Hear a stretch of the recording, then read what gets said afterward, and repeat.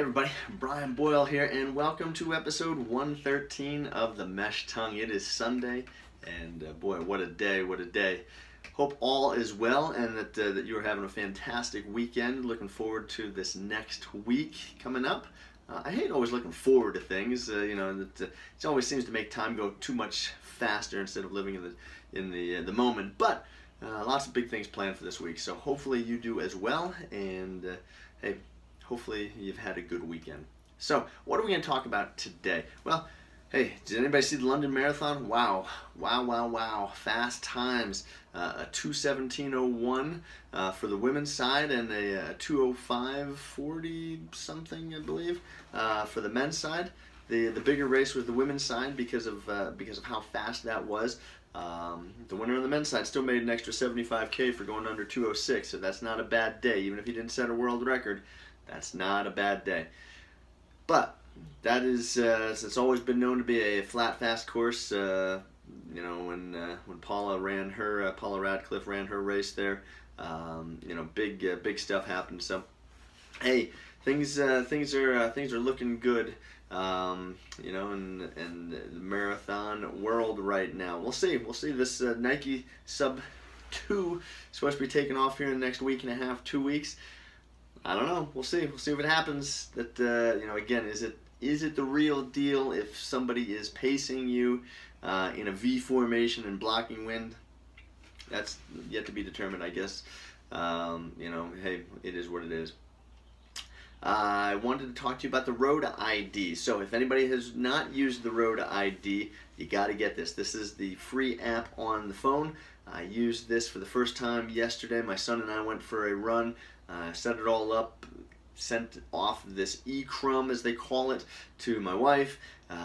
It mapped the whole route. It basically GPS, off of my phone, showed her where I was at, came back and, told her I was done. Pretty cool stuff. So if you are out running by yourself, I highly recommend this stuff. We're seeing more and more crazies on the news doing stupid things, trying to get attention, whatever it may be. You kind of wonder why anybody in this day and age, with all these apps tracking and things like that, would attempt this stuff. But I think people are just seeing stuff on news, and I think they're thinking that it's a copycat. I don't know, but be safe out there. So either way, the Road ID stuff works. It's good stuff. Thanks again, Avery, for sharing that. And hey, if you're not using it, I would encourage you to do so. So today we're going to talk about plantar fascia, and I can't believe I haven't talked about this before. It seems like one of those things that everybody always talks about, and everybody has at some point during their running career, and yet I haven't talked about it yet. And the reason being, I don't know, just haven't talked about it. It is what it is. So, where is the plantar fascia? This is going to be part 1 of 2. So I'll show you tomorrow how we can deal with the plantar fascia. How do we treat it? But we'll talk about the plantar fascia. So the plantar fascia is the connective tissue, for lack of a better term. It's the connective tissue, or the fascia on the bottom of the foot. So if we think about from the heel to the midfoot, and then connecting into the fibers up into the forefoot, into the ball of foot, that is the plantar fascia. Now, it's hidden underneath your fat pad on the heel. So years ago, when people would inject unsuspectingly that anything was going to happen with a cortisone injection, the cortisone would actually deteriorate the fat pad. And so these people that were coming in that they thought they were in pain didn't know how bad a pain they could possibly be in until somebody deteriorated their fat pad. So literally that nice cushy part of the bottom of the heel is disintegrated when you inject a cortisone injection into it, and then now you're walking on bone. Good luck walking, running. It just doesn't happen. So there is a very, very small window where the trained physician who can inject should be injecting. If they're going to inject at all, it should be a last ditch effort, but very small window. Okay, I'll show you here real quick where that is. Okay, if you're looking at your foot, okay, it's got to be in front of the malleoli. Okay, there's this small window about fingers width okay, that you can inject right about there. But you better find somebody who's done it before, okay? Don't be going to somebody like your family doctor who's like, oh, yeah, I'll just inject it. Make sure that they've injected before, and make sure you've tried other things to begin with. I'll show you some of those other things tomorrow. But if that is the route that you go, you got to make sure somebody's trained. So, what plantar fascia do? What does it do? It actually helps to keep the longitudinal arch of the foot elevated, and if that becomes inflamed, every time you put your foot down, every time you step, it's going to get pulled, it's going to get irritated again, it's going to hurt like heck. So, what can you do for it? Make sure that you're walking with shoes on wherever you go. So they've got those sliders that we showed you from the Wasatch Running Center, those new the Hoka One ones, and those new sliders that you can put on. They've got a nice cushioned heel, and again, anything that doesn't allow your foot to go flat. Okay, you want to have a little bit of an angle on this thing if you do have some plantar fasciitis, and that includes getting up in the middle of the night if you need to go to the bathroom. It includes kind of getting out of the shower, whatever it may be. Don't be standing barefoot without anything. If you do have plantar fasciitis, maybe wearing a loafer or some shoe with a bit of a heel. What it does is it doesn't allow the heel to kind of stretch down and allow that plantar fascia to when it hits the longitudinal arch to flatten out. What else can you do? Well, they make those basically the heel cups that you can put in there. So in the back of the shoe, they make heel cups that give you a little bit of a raise. If you have it just on one foot, I would put the heel cups in both shoes. Please don't start by just putting a heel cup in one. Put it in both. If you have to take the sock liner out, take the sock liner out. That's just a little piece on the bottom of the shoe. You can pull that out. So the heel cups, they're gel, and they work pretty well. Again, you can have the same thing with an Achilles tendonitis, but sometimes that will help. Sometimes you do need an orthotic. Again, we've talked about orthotics a little bit. Orthotics are great for maybe 16 weeks.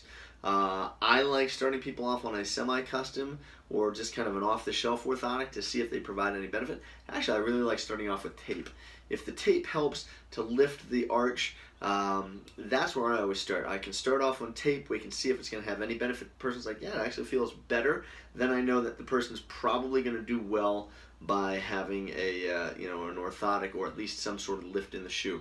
If they don't do well, then probably not worth the expense of going to an orthotic. Say, oh well, it's only a couple $100. I can't justify that in my mind, and I can't tell you to go out and justify that. And don't be talked into orthotics as a first step either. I know a lot of docs out there that will convince you because of the fact that they are $400, $500, $600 for a pair of orthotics. So, oh, you got it. We're definitely getting you an orthotic. How can you refute the doctor telling you to go get an orthotic, except that it's not his $600 and you're handing it off to him, or her. So I would tell you this, that try some taping. If that works, great. Then we can try an off-the-shelf or you can go get it at the store. If that's all right but still not there, you can try a semi-custom. There's lots of semi-custom things out there, so a good therapist, a physical therapist ought to be able to help you with that. And then if you absolutely need to, then a good custom orthotic is not a bad way to go. If you need to, if you're dying, if you can't walk, can't do anything, then I highly recommend those only after you've tried everything else. But that's not a first option, and neither is a cortisone injection. So, what else about the plantar fascia?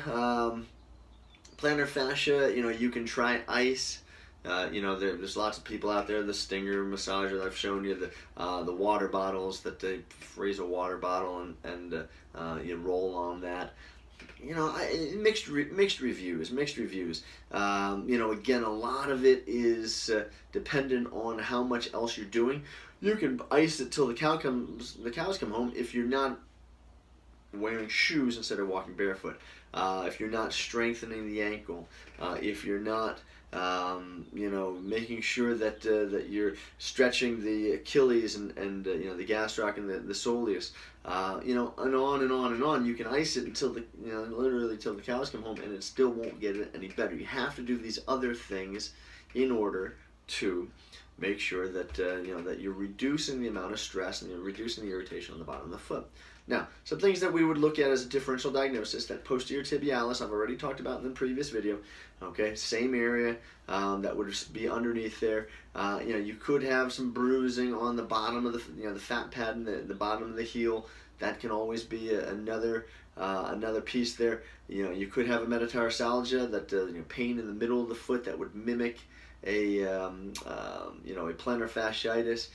You could have a perineal injury on the outside, the way the bone or the muscles come around on the outside here. Okay, so they come on the outside of the foot and come down. It can come in and mimic the perineal injury. So a number of different things, but usually if you're having pain when you first step down, pain first thing in the morning, that's more than likely plantar fasciitis. We can try some instrument-assisted soft tissue mobilization. That's always a crowd favorite. People love having their feet tickled. Love, love, love, love, love. I had a patient that I would scrape the bottom of her foot with our tool. She would give me 10 seconds, and she'd be like, all right, I know this is going to work. I know this helps, but I'm giving you 10 seconds. And then she'd be like, all right, go. She'd be like, 10, 9, 8, 7, 6, 5, 3, stop.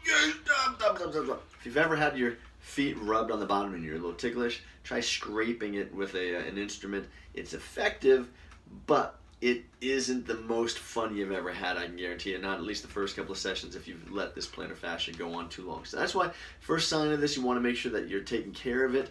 Don't increase your mileage. Don't keep going. Don't do all this stuff. Don't pass go and collect $200. Just make sure you start taking care of this and be done with it. So that's it for today, episode 113 of the Mesh Tongue. My name is Brian, Brian, at company, the number 5K. If you have questions, comments, keep those coming in. I love getting those. People have been commenting on YouTube. They've been commenting on Instagram. Keep that coming along. I'm posting all these there, so I check those daily. I'll be happy to get back to you. As always, check out runpainless.com as well. Head over there. You'll find out a little bit more about me and my background on the Start Here page. Shows pictures of my family. Shows who I am, where I'm from, and whatnot. And hey, whatever you do, don't go hurting yourself to come back. But we'll see you again tomorrow on Monday. Have a great rest of the day. Take care.